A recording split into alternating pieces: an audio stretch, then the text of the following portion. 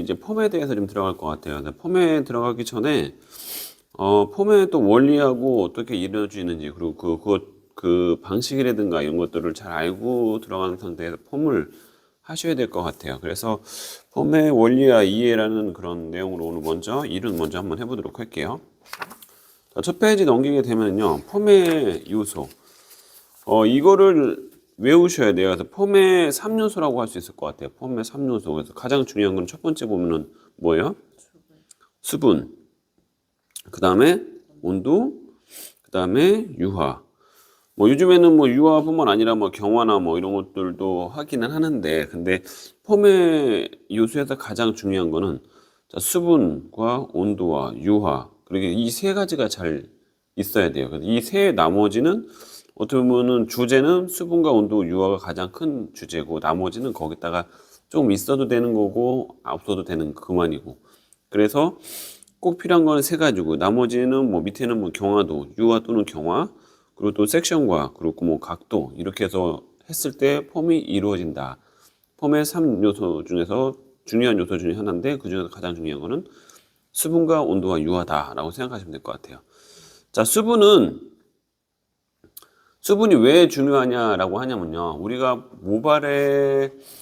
펌을 할 때, 그리고 또 여러 가지 그런 화학적인 시술을 했을 때, 우리가 모발의 결합 상태인 수소결합, 그 수소결합을 미비하게나마 조금 절단할 수 있는 게 수분에 의해서 절단된다고 그랬어요. 그렇죠? 그렇기 때문에 수분이 상당히 중요하다고 그랬어요. 그래서 수분의 양에 의해서 컬의 탄력이라든가 윤기가 조금씩 틀려지고, 그리고 또 유지력 또한 좀 틀려지기 때문에 수분이 되게 상당히 중요하다고 말씀드렸어요. 그렇죠? 자, 우리 어렸을 때부터 계속 공부할 때 당구장 표시 뭐였어요? 당구장 표시. 당구장 표시는, 저희 때는요, 당구장 표시 무조건 중요한 거야. 여기 밑에 보세요. 당구장 표시 나왔죠? 아, 예, 이 당구장 표시. 당구장 표시 무조건 중요하다는 거야. 이거는 제가,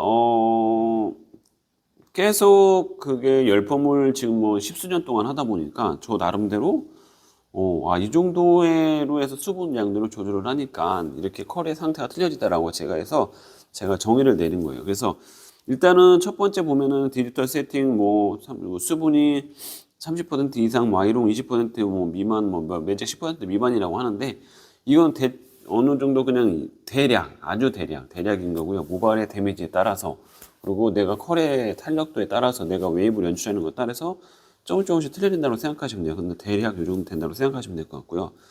자, 컬의 상태에서 따른 수분 조절.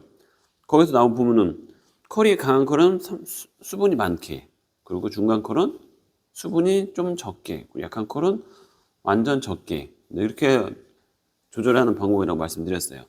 자, 그래서 30%뭐 20% 10% 얘기를 하는데 이제 앞으로 쌤하고 나하고 이제는 가정을 하는 거야. 뭘 가정을 하느냐?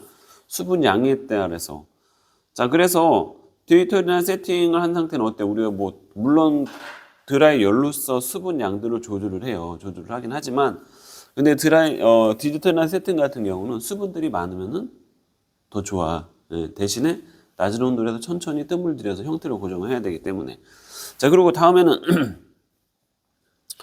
아이론 같은 경우는 더 많이 건조시키죠. 왜? 온도가 좀 더 높고, 그리고 열이 직접적으로 가해지기 때문에 아이론 그래. 매직도 마찬가지로 거의 많이 바짝 말리긴 하겠지만, 근데 매직도 저는 어때요? 수분들을 좀 남기죠. 자, 그래서 우리가 앞으로는 뭘 가정을 하느냐. 그래서 타월 드라잉으로만 한 상태, 타월 드라잉으로 충분히 짠 상태를 갖다가 앞으로는 30% 정도의 수분 양이다라고 서로 이제 앞으로 약속을 하는 거야.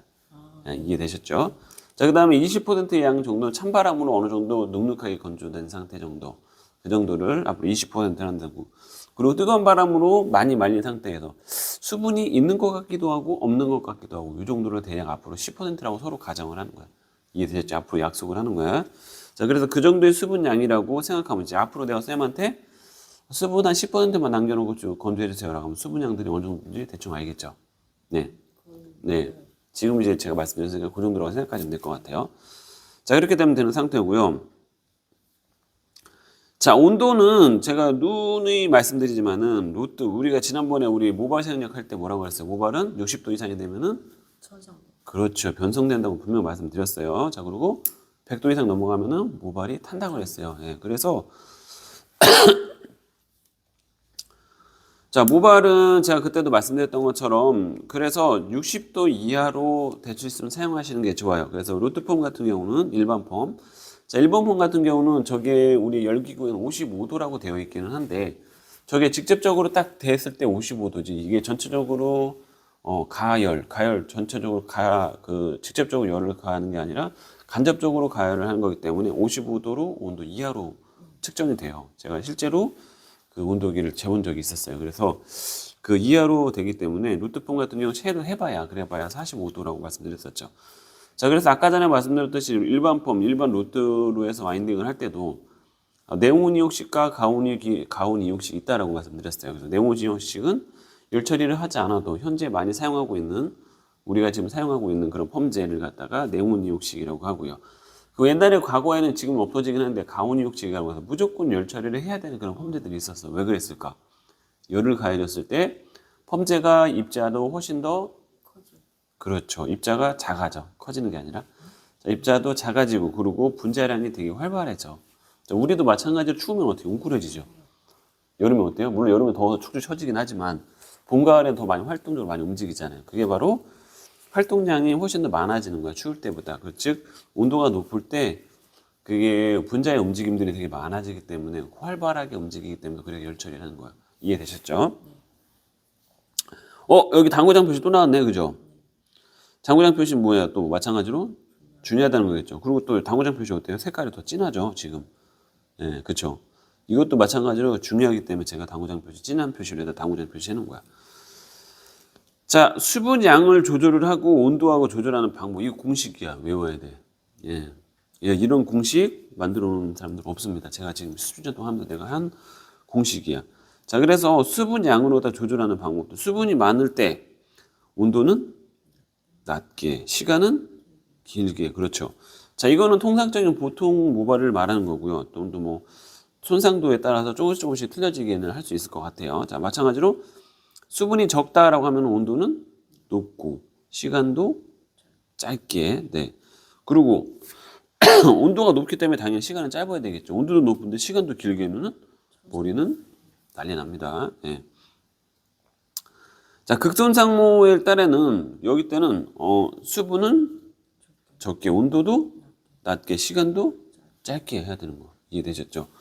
자, 그래서 수분 양에 따라서 시간과 온도 그리고 타임을 조절을 해주는 거야. 그래서 이거는 물론 공식이긴 하겠으나 계속 반복적으로 하면서 이제 쌤만의 또 그런 룰이라든가 공식을 이런 것들을 만들어야 돼. 아시겠죠?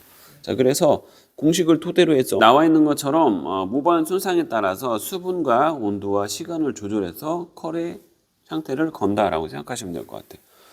자, 유화 나오는데 이제 모발의 시간이나 또 약액의 타임에서 등전점을 갖다 맞춰주는 그런 역할을 하는 게 유화라고 말씀드렸어요. 자, 유화는 만약 그대로 딱딱해 있는 경단백질이던 어떤 아미노산 단백질이던 모발의 70에서 80%는 단백질 성분들을 갖다가 모발의 조직을 쉽게 설명드리면 딱딱해 있는 단백질들을 부들부들 말 그대로 유화로 시켜주는 그런 작업을 갖다가 유화라고 말씀드렸어요. 그렇죠? 이해되셨을까요?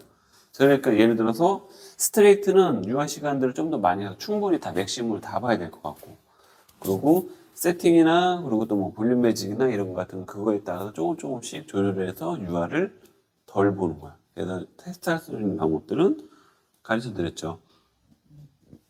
꺾어보거나 뭐 꽈보거나 뭐 하는 방법들이 있고 당겨보거나 할 수 있지만서도 가장 중요한 거는 제가 로또를 해서 와인딩을 해서 경화 테스트하는 게 가장 정확하다라고 얘기했죠.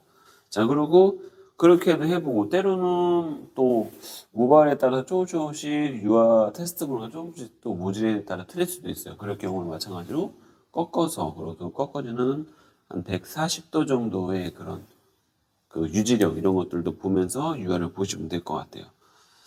자, 그리고 경화, 그 다음에는 경화인데, 자, 경화는 최근 들어서 나와 있는 거라고 말씀드렸었죠. 그전에는 뭐 경화라는 게 없었어요. 그래서 계속 비용도 발전하고, 과학도 발전하고 하다 보니까 또 새로운 기술도 나오게 되고, 또 새로운 그런 영역도 자꾸 나오게 되는 거거든요. 그 중에서도 하나 경화라는 거예요. 자, 복구펌 들어보셨죠? 복구펌. 복구폼. 복구폼이라고 해서 뭐 혹시 인터넷이나 이런 데 보면 다른 매장들은 복구폼이라고 막 쌓이는 그런 뭐 복구폼, 복구매직 막 이렇게 있는데 자, 모발은 사세포라고 해서 죽어있는 세포라고 제가 말씀드렸었죠. 자, 그렇기 때문에 죽어있는 세포에다가 다시 새 세포를 형성을 해서 얘네들을 다시 우리가 조물주가 아니기 때문에 다시 만들어낼 수 없어. 그렇기 때문에 원래는 복구라는 말을 쓸 수 없어. 뭐 복구폼, 뭐 재생폼 뭐 이런 말을 쓸 수 없어. 왜? 우리는 다시 만들어낼 수 없기 때문에. 그렇지만은 정확한 명칭은 경화. 여기에서 나와 있는 것처럼 경화. 경화폼이라고 하는 게 정확한 명칭이다. 경화폼 또는 산성폼이다라고 하는 게 맞을 것 같아요. 자, 그래서 경화폼이라는 거는 아까 전에 말씀드린 펌을 할 때 딱딱해 있는 경단백질을 부들부들하게 유화를 해서 다시 딱딱하게 고정하는 게 펌의 원리라고 제가 말씀드렸었는데 그 중에서 딱딱하게 이미 굳어져 있는 애들 갖다 부들부들하게 작업을 해서 펌을 해야 되는데 이미 손상되거나 찢겨지거나 갈라질 경우에는 이미 다 찢겨져 있기 때문에 걔네들이 손상되어 있는 애들을 다시 딱딱하게 만들어서 형태를 만들어내는 거, 인위적으로 딱딱하게 만들어내는 거, 그게 바로 경화입니다. 자, 그래서 산성폼이나 뭐 중성폼 이런 거를 할 때 테스트를 볼 때 경화 테스트를 봅니다. 아시겠죠?